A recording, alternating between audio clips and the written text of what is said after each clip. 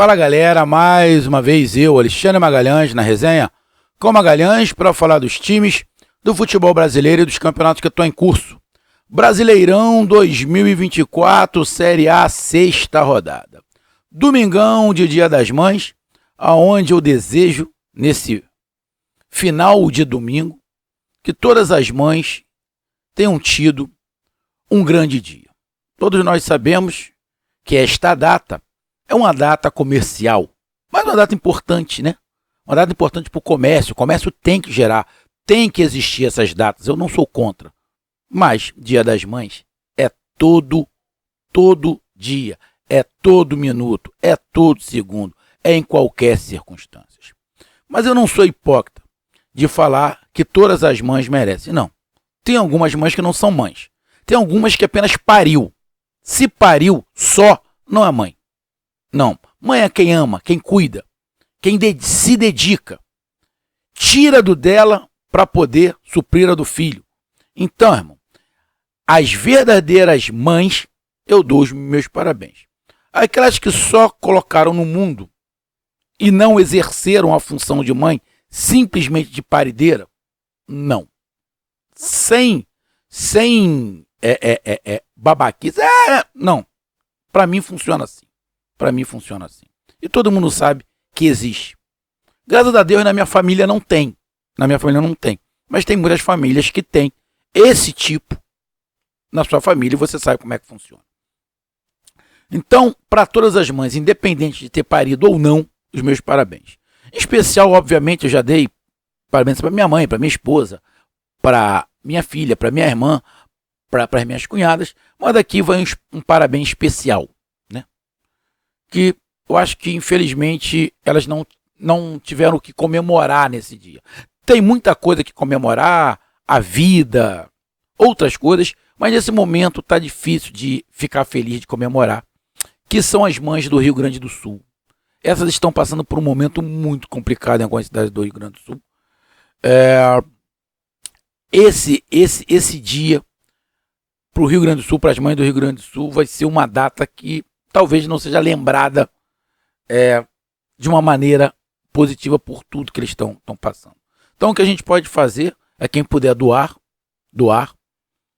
para uma instituição idônea, tá? Cada um pesquisa aí as suas instituições idôneas. Eu, particularmente, vejo algumas instituições, olho quem é que está por trás da instituição, dependendo de quem for, eu não faço nada. Dá exemplo. Qualquer doação que tenha uma determinada emissora de televisão aqui do Brasil, eu não dou nada. Nada. Essa emissora eu não confio em nada. Então, eu não dou para nada que essa emissora esteja envolvida. Vou procurar outras situações onde me dê mais credibilidade. E cada um tem o seu ponto de vista. Mas o que todo mundo pode fazer, cada um com a sua crença, é orar, rezar, fazer o que for, para ajudar o povo do Rio Grande do Sul, especialmente no dia de hoje, as mães, todas as mães do Rio Grande do Sul. Um grande abraço e fiquem em oração. Então, neste domingão de Dia das Mães, tivemos muitos jogos pelo Campeonato Brasileiro. Tivemos apenas um jogo no sábado, né? Foi o Flamengo e Corinthians, o Flamengo ganhou. E neste domingo, se eu não estiver enganado, são 5 jogos que tivemos. Eu acho que 3, 4 horas da tarde e 2, 6h30. Porque teremos um jogo domingo e essa rodada foram 7 jogos apenas, só para lembrar. Porque o Cuiabá não jogou, o Grêmio Atlético Mineiro não jogou e o Internacional e Juventude também não jogou. Então não tivemos 3 jogos, apenas 7.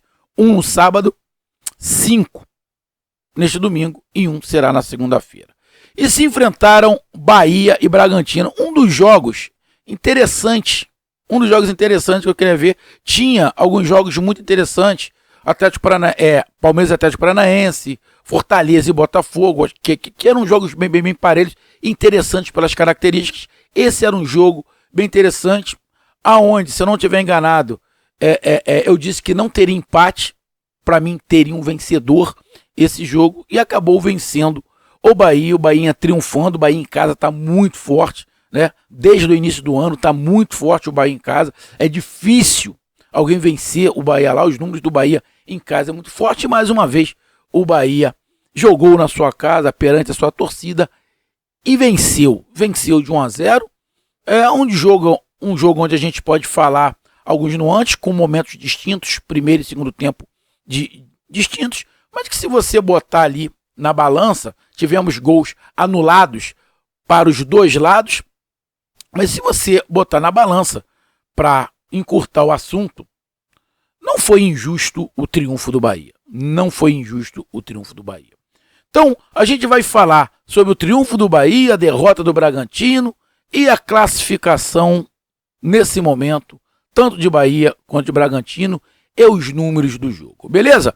Então eu peço a você, meu amigo torcedor do Bahia, meu amigo torcedor do Bragantino, eu peço que você curta, compartilhe, inscreva-se no canal, dê o seu like, ative a notificação, coloque seus comentários, entre no nosso WhatsApp, está aqui embaixo na descrição do canal, você vai lá do seu nome, o time que você torce, que eu coloco você no grupo do seu time, só para lembrar, para falar de futebol, não é para falar de política e nem de religião. E se você quiser ajudar o canal a crescer, você pode ajudar através do Pix, que é o número do nosso WhatsApp, você pode ajudar através do Superchat, quando estiver fazendo lives, e você pode ajudar através do clube de membros do canal Resenha com Magalhães, aqui embaixo de azul. E agora você pode ajudar através do Valeu, que é esse coração com cifrão que está do lado de compartilhar. Mais uma coisa, não deixe de se inscrever no canal, porque mais da metade da galera que acompanha o canal não é inscrito. Então dá essa moral pro canal e inscreva-se no canal. Então vamos aqui rapidinho falar sobre a classificação. Bom, com este triunfo, o Bahia está na vice-liderança.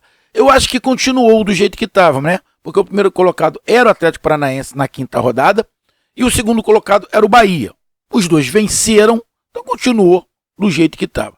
O Atlético Paranaense na primeira colocação com 13 pontos e o Bahia também com 13 pontos na segunda colocação. A diferença é o saldo de gols, que o saldo de gols do Atlético Paranaense é 6 e o do Bahia é 3. Então, o Bahia continua ali na parte de cima da tabela, fazendo um bom início de campeonato brasileiro. Os últimos 4 jogos ganhou 3 e empatou 1.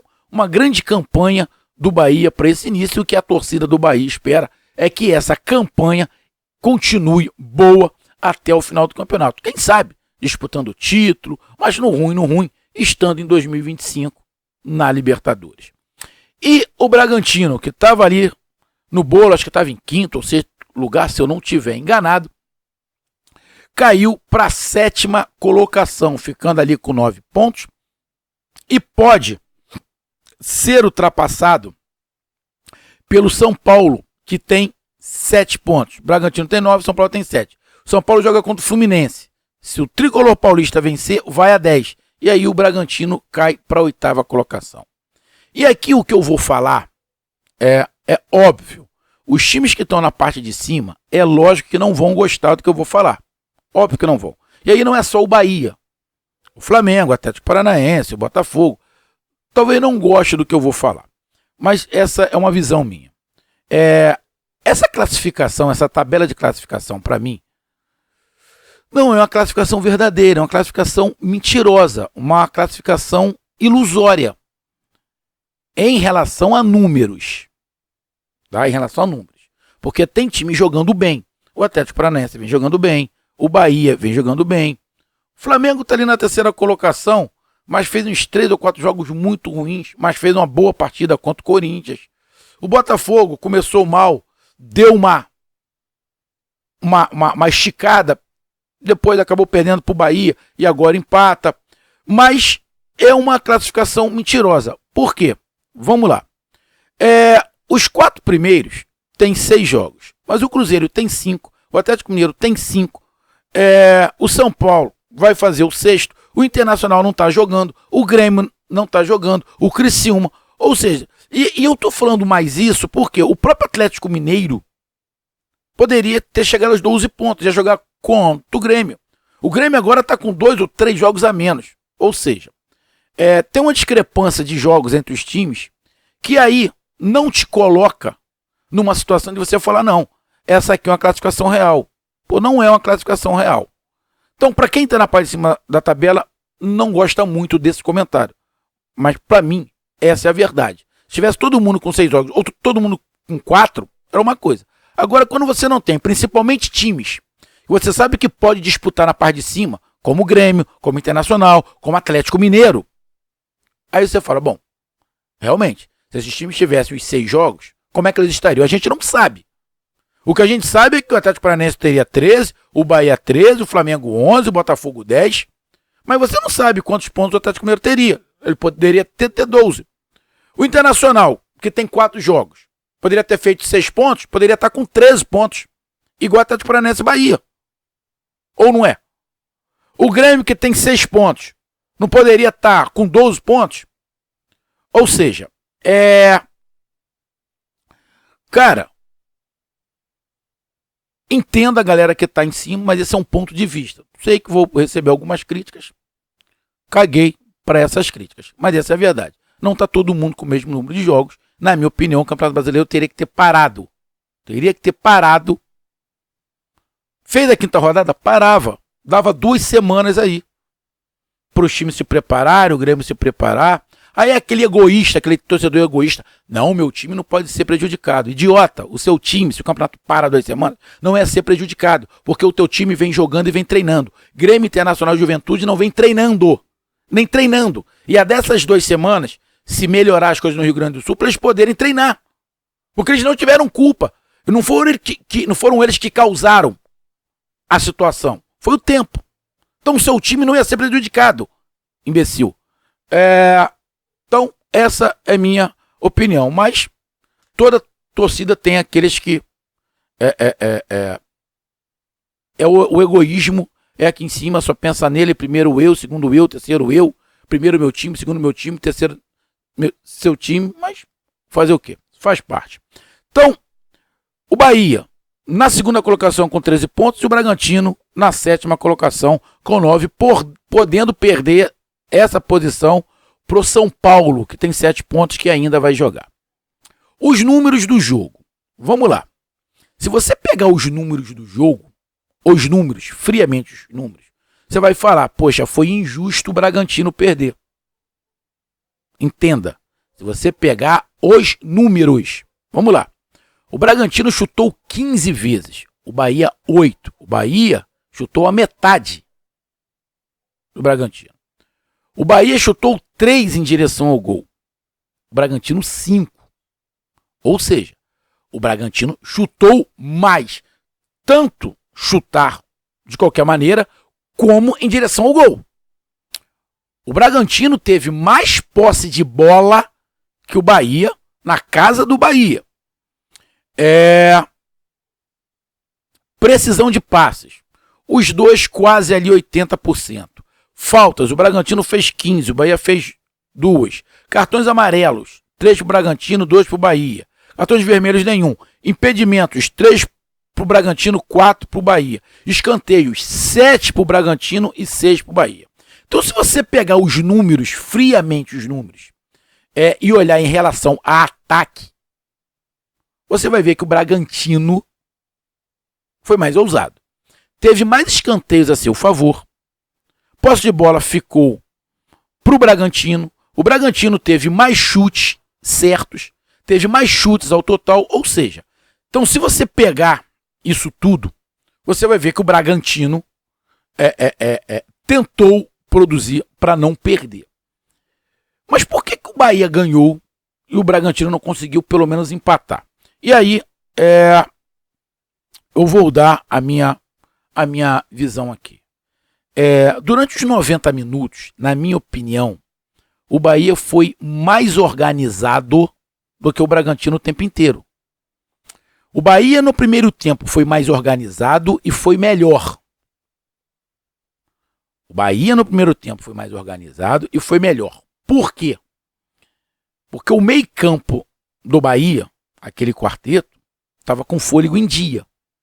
Então colocava a bola no chão e conseguia jogar. A armação das jogadas do Bahia eram muito mais bem trabalhadas do que a do Bragantino. Além do mais, o Bragantino errava muito passe.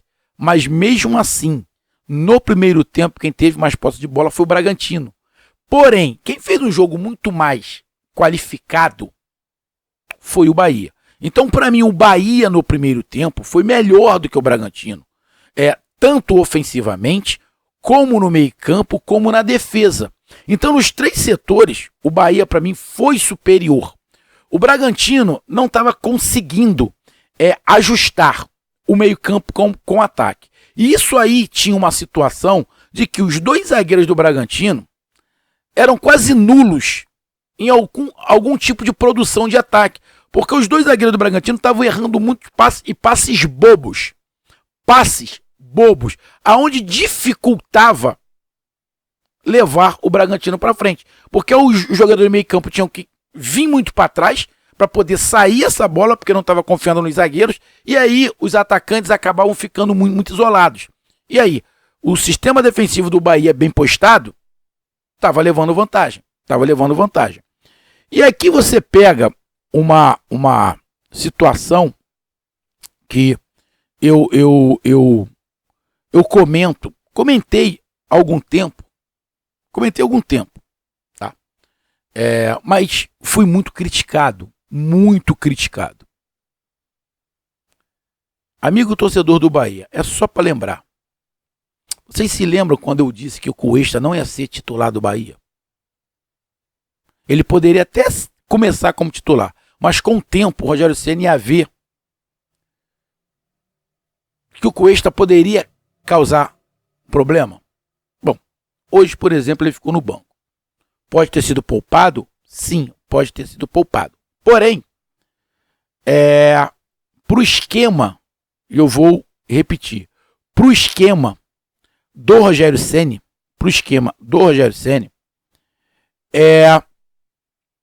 o Cuesta não se encaixa. No jogo contra o Botafogo, o Cuesta, banco. Deixa eu pegar aqui. No jogo contra o Criciúma, quero ver se o Cuesta jogou. No jogo contra o Criciúma, Cuesta, banco. Se lembra que eu falei do Cuesta? Vocês estão lembrados, mas que vocês me criticaram? Quem é que estava errado? Eu? A gente viu o Cuesta no Internacional e no Botafogo. O Botafogo não liberou, o Cuesta não foi à toa. O Cuesta é jogador para compor elenco. Não para ser titular, para compor elenco. Já foi um grande zagueiro? Já. Hoje ele só compõe elenco. Lembram que vocês me criticaram? Então, continuando aqui. Então, no primeiro tempo, o Bahia foi melhor. No segundo tempo, o Bahia diminuiu o ritmo. O Bragantino foi o segundo tempo inteiro mais ousado. Foi um segundo tempo do Bragantino mais acelerado. O Bragantino não queria deixar o jogo cadenciado. Então as mudanças que o Pedro Caixinha fez foi para deixar o Bragantino o tempo inteiro acelerado. Por quê? Simples de entender. Porque ele sabe que o Bahia no segundo tempo cai o ritmo de jogo, como caiu com o Botafogo. Cai o ritmo de jogo. Por quê? Porque esse quarteto cansa. Principalmente Everton Ribeiro e Caio Alexandre. E aí quando você tira os dois, quando você tira um, não, tipo, você tira o Everton Ribeiro, você bota lá o Depena, ele faz mais ou menos a mesma função. Mas quando você tira os dois, não, porque o Rezende não tem nada a ver com o Caio Alexandre. E aí quando você tira o Cauli, aí acabou o meio campo. O time fica completamente diferente. Fica um time muito mais reativo, com muito pouco criação. Então, o Rogério tem que fazer isso porque ele não tem essas peças, e não tem mesmo. Tem agora um substituto ali para o Everton Ribeiro, mas para os outros não tem. São jogadores com características diferentes. Então o Bragantino, na minha opinião, ofensivamente, foi muito mais incisivo. Mas mesmo assim faltou ao Bragantino mais acerto de passe, mais capricho. Vou te dar um exemplo. O Bragantino colocou o camisa 10, o Lincoln. O Lincoln não acertou nada do que ele fez. O Lincoln entrou e errou tudo que ele fez. Ou seja, foi um a menos em campo. Mas o Bragantino mostrou força, só que mostrou desorganização. É um time que estava indo para frente com muita força, com muita vontade, mas desorganizado. E o Bahia, apesar das mudanças de peças, o Bahia continuou organizado. Então por que o Bahia venceu? Porque o Bahia, na minha opinião, na situação de regularidade e de organização, o Bahia foi melhor do que o Bragantino no primeiro e no segundo tempo. Primeiro e segundo tempo distintos. O Bahia jogou de uma maneira no primeiro tempo, no segundo tempo jogou de outra.